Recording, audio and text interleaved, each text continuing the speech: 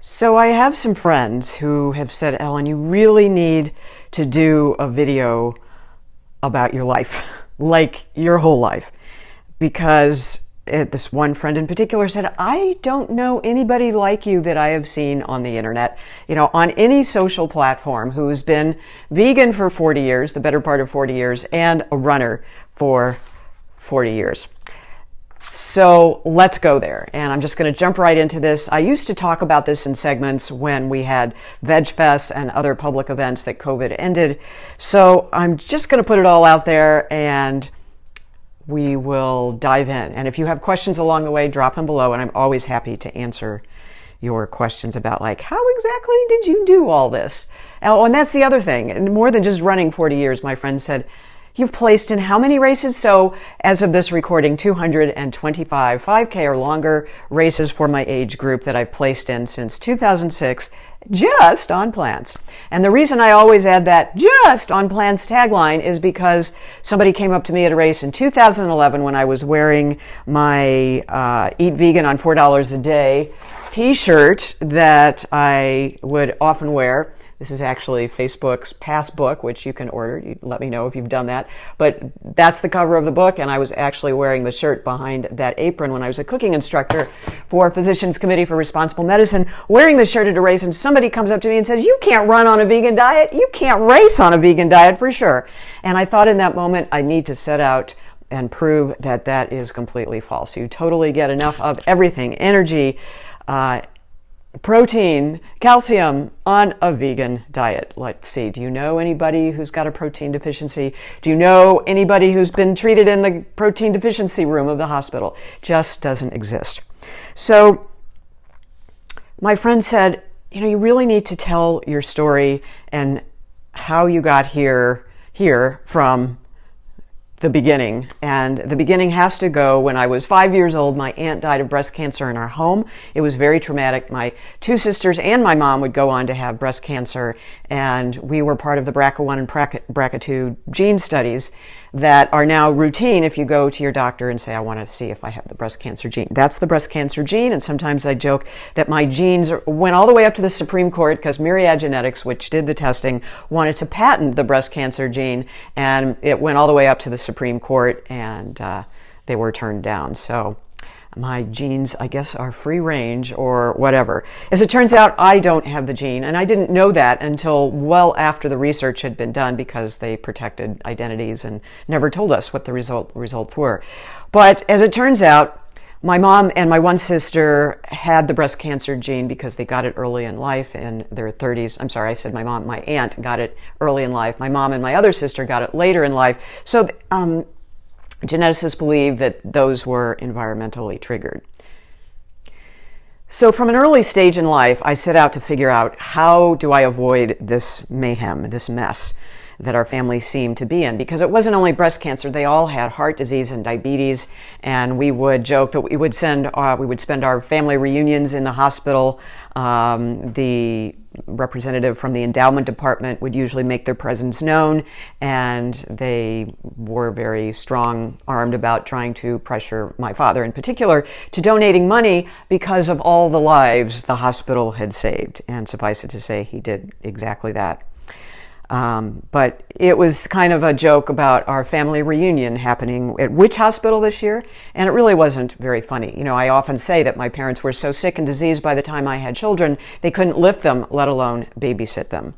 So in the 1980s, late 1980s, I started hearing Dr. Neil Barnard give talks, and he came to where I was a TV investigative reporter in St. Louis, and I heard him speak. I was on the board at that point, or I was involved in the St. Louis animal rights team, and we would, with my babes in arms, literally in a baby sling, be picketing the Ringling Brothers Circus in St. Louis because of the treatment that elephants were they were just so abused. And in those early days, PETA was able to do, that's People for the Ethical Treatment of Animals, they were able to do undercover videos with film.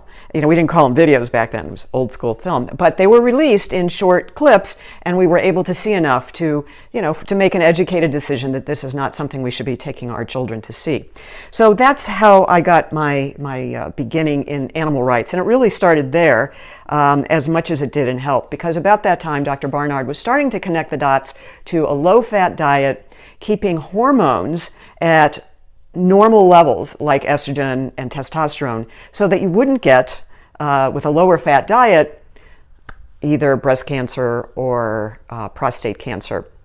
And you can go on PCRM's website, that's Physicians Committee for Responsible Medicine's website, and see all of the different research now that has been documented, what he was saying in the beginning, that the best way to try and avoid these genetic triggers, because genes do not determine destiny, is to stay low-fat, plant-based, and live as healthy a life as you can.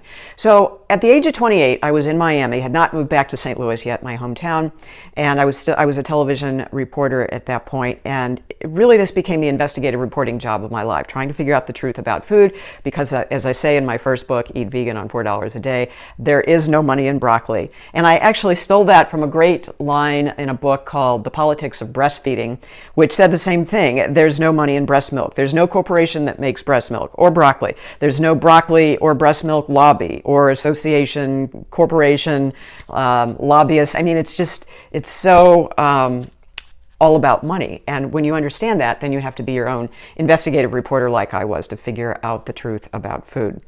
And so it began. Breastfeeding was also linked to not having breast cancer in cultures of the world where they breastfed their children to normal ages of weaning, which I became actually a La Leche League leader, which is the breastfeeding information and support group of volunteer moms who would get those middle of the night calls. My baby won't nurse, what can I do? So I would make house calls and go help the mom position the baby. We were really the precursors to lactation consultants before those became a thing in hospitals.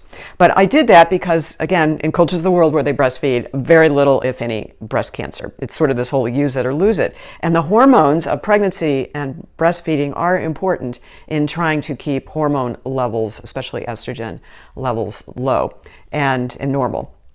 And in my family, the breast cancer where it was able to be diagnosed was estrogen receptive. So I had a sister, the one who got breast cancer the most. She breastfed 4 of her children through the age of 6 months. So the worldwide age of weaning is 4 years old. So that means in some cultures they're breastfeeding way past the age of 4. In the US, the figure has varied somewhere between 6 months and a year.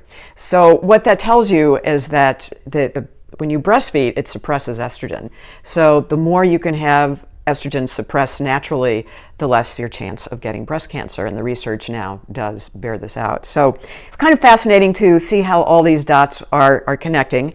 During this time, I couldn't quite put it together because here we are, I was a part of this breastfeeding nonprofit organization, and yet the cookbooks that they had from the Womanly Art of Breastfeeding and the cookbooks that came through their library, and we would distribute these books in our library through our monthly meetings, they all had meat and dairy recipes in them. And especially dairy was perplexing because we were teaching in our classes for La Leche League, which we would have once a month as a support group, that we're the only species that drinks milk from another species. So we don't need to be drinking milk from another species, especially in the younger ages, but just as well in the older ages. So what this means is you get all the nutrition you need through your own species milk.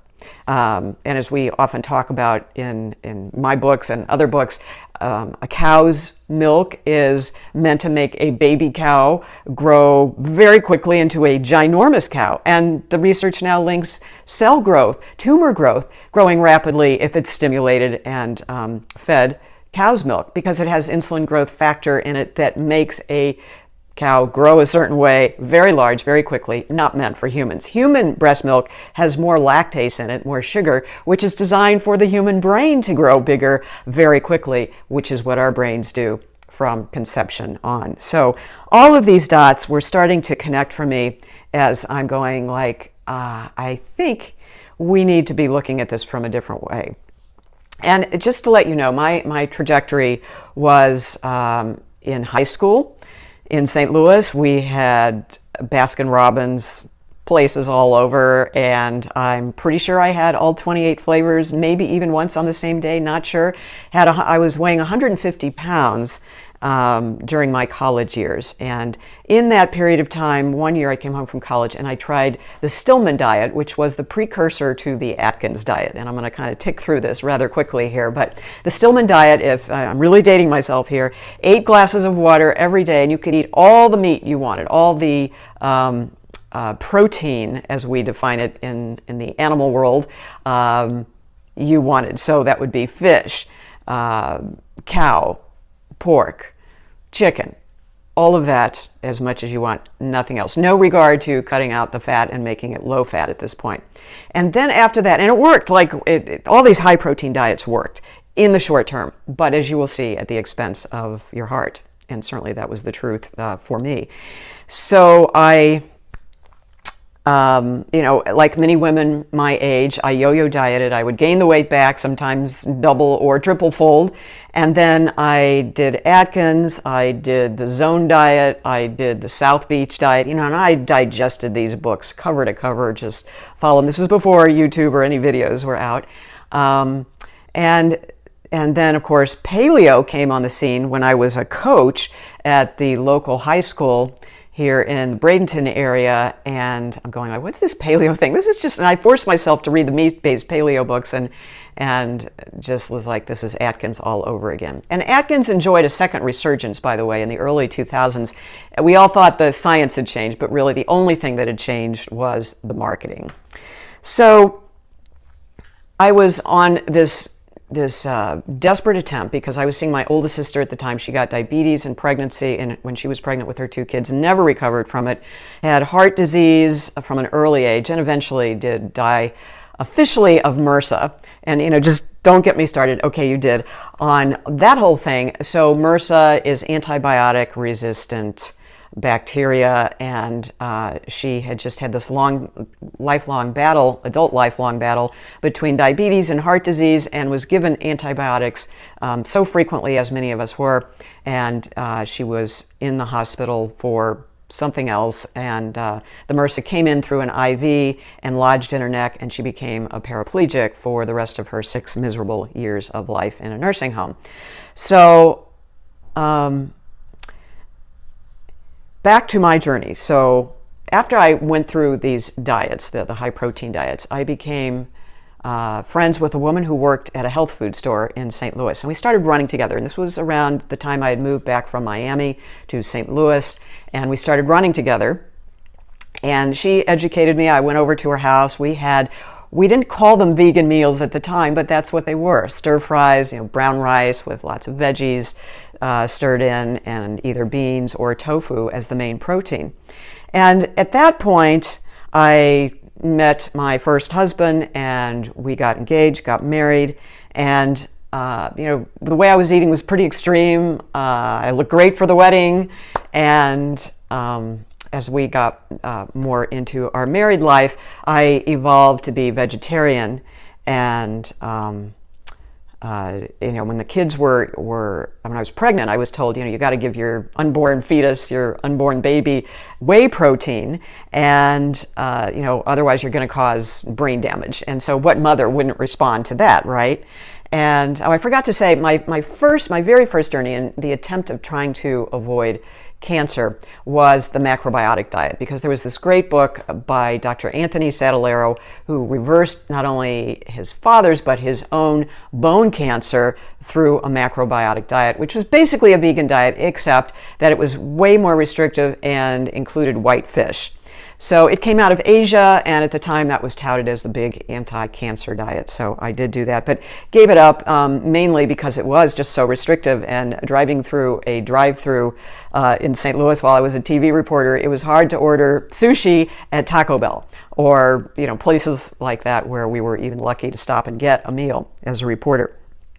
But I was known as the health food nut at the TV station. My family of origin called me, some of them, a cult member, as other people have throughout my married life, which has experienced a lot of ups and downs as a result of my being on this journey. And many of us have experienced that as well. So just know that you are not alone.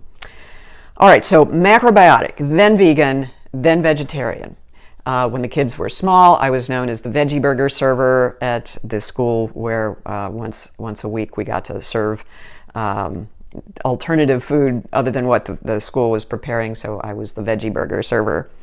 So I, at this point, got divorced from my husband, who was just not really understanding my whole preoccupation with this.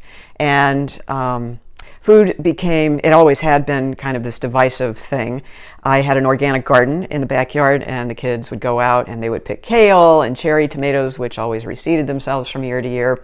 And I always felt happy if they ate most of the food before they got it back to prepare it for dinner.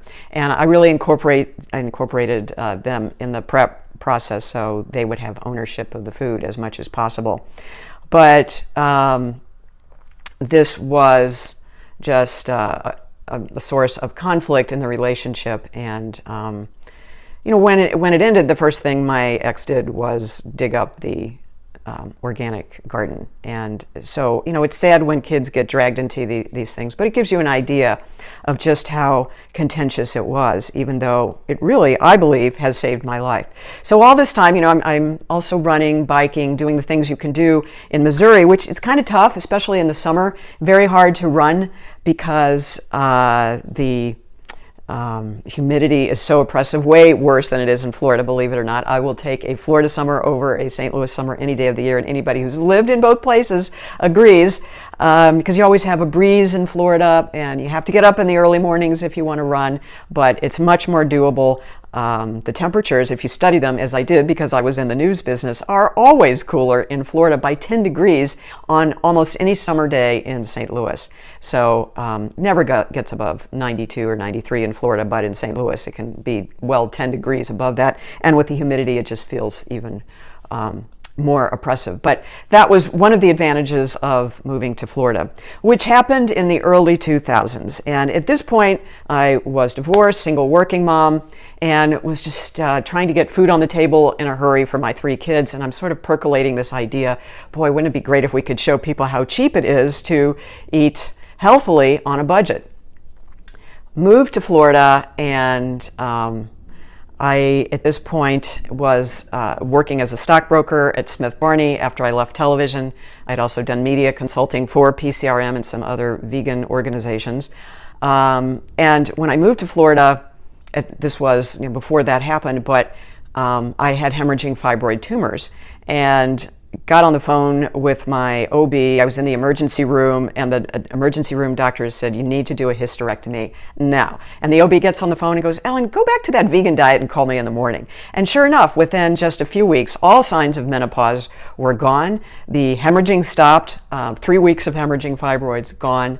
The fibroids shrank. They didn't need to remove them, didn't need to do a hysterectomy. My ex would have his arm around me, and he could tell, he said, you're flashing now, aren't you, dear? And even he, who was as much a skeptic about a vegan diet, and we'll get to that in a minute, said, this is just amazing how much a vegan diet has helped with this. So that was in the early 2000s. And about this time, 2008, I started just really getting passionate about showing people how cheap it could be to eat a vegan diet. I was doing cooking classes for the Cancer Project, and I don't know, again, how many of you have this Facebook compilation of all your photos and how they pick them out? I don't know, but this was when I was doing the cooking class, and of course, Eat Vegan on $4 a Day was my first book, then Kitchen Divided, and then Paleo Vegan. Those were the first 3 books based on all of the insanity that had gone on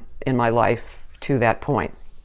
So, I get asked to present or give a bio in all of my speaking that I've done over the years, and I won't bore you with all these. And these pictures, many of them are on Facebook, but that's where I was in my television world at the Emmys in 1983. And the fun thing, and this picture, this set of pictures is out there, in 1984, moved back to St. Louis from Miami, and I was interviewed by a newspaper reporter, and I jokingly said at the end of the interview, and this is just like a light fluff feature story, I go, my dream in life is to open a fast food health food chain and call it Tofu Tico. And I said, regrettably, I wish I had thought of the name Whole Foods. Now, that became the headline to the story. TV reporter dreams of opening own cafe serving natural food. So all of this, these are my various awards, 2 Emmys and a bunch of nominations. Walking Magazine featured me and my 3 daughters on the cover when I made the transition from television to being a stockbroker, making a primetime change. And there I was known as Earth Mother in a Suit because I immediately connected my past with breastfeeding, and I was able, unlike any of the other men, and there were only 4 of us women out of 40 in our office, I was able to arrange seminars at places like the Missouri Botanical Gardens, places where these men had never been able to get into. So this is an email, and actually a second email. There's the first email. So when I was with Smith Barney, only 5 years, I was the #1 market performer in 2001. You remember that year? A very memorable year in the stock market and the economy in the country in general. And yet I was the #1 market performer. If you can see the highlighted name there at the bottom, that is my name, and all the other names on that list are men.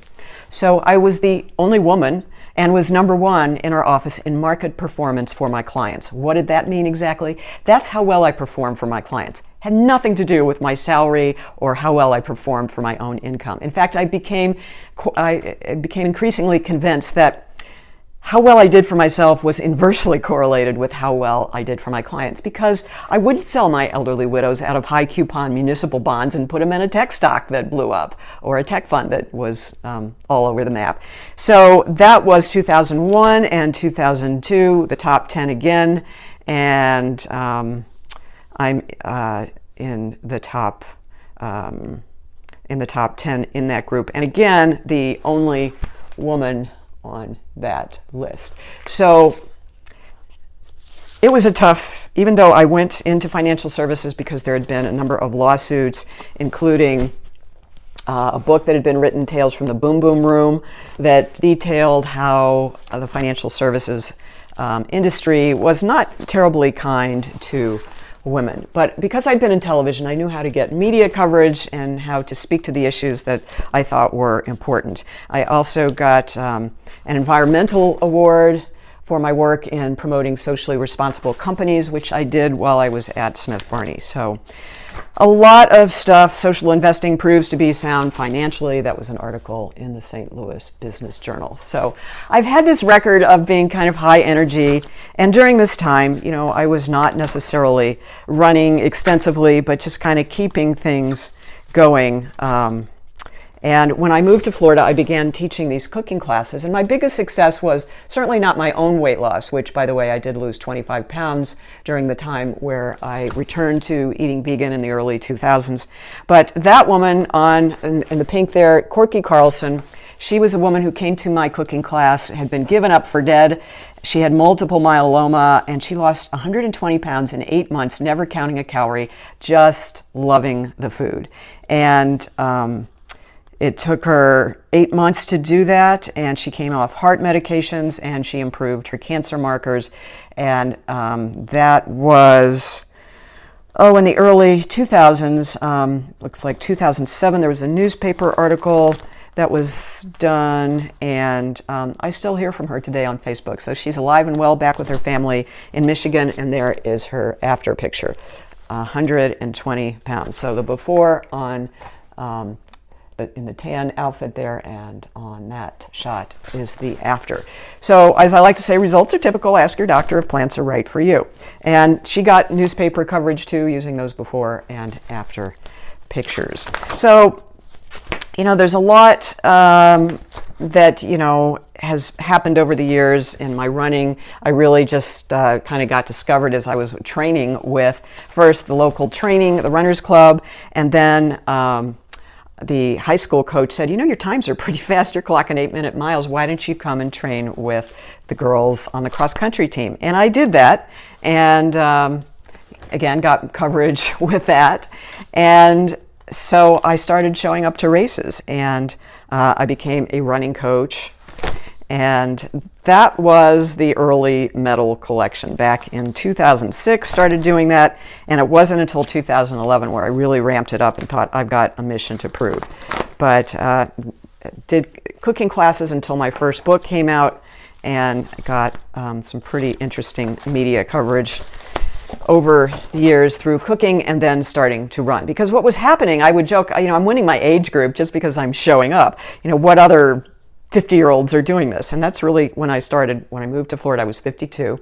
I did my first marathon, and I'm told that people with my sprint times, because I've won a gold medal at the U.S. National Senior Games for the 4x100 meters, and have done pretty well in the shorter sprint distances. In fact, at the last Senior Games, I was only one of 2 out of 66 women in my age group, 65 to 69, who even did all 6 track events. So there's a certain level of stamina that you have to do that. And then I went on to do the relay and got a gold medal in that. So people with my sprint times, I'm told, are not supposed to have ever been able to finish a marathon. So I did that twice. I've done 13 half marathons, and as I've mentioned, have placed in 225 5K races, which means that I've done other races that I haven't placed in. Generally now I do pretty much place in them, but not all the time. I did a 10K race a couple of weeks ago and was 4th. So technically I didn't place in that, because only the top 3 place in the age group generally is how that works.